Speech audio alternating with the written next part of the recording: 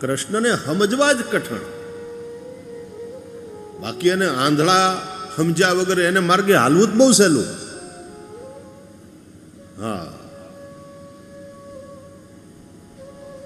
ઘણા નથી કહેતા કૃષ્ણ ભગવાને તે 16,108 નારી કરેલા, તો આપણને શું વાંધો લે, કરી લે, હંચવાય તો કર. આ એક નથી હંચવાતી, 16,108.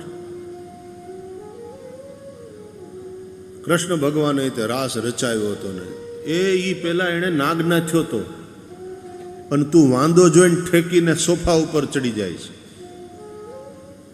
તારામાં કૃષ્ણમાં બહુ ફરક છે. કૃષ્ણએ આમ કર્યું હતું. કૃષ્ણ તો ગોવર્ધન પણ ઉઠાવ્યો હતો.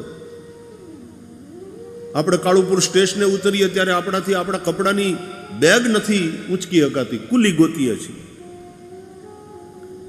એટલે કૃષ્ણને ફોલો કરવાનું સહેલું લાગે, સમજવો બહુ કઠણ.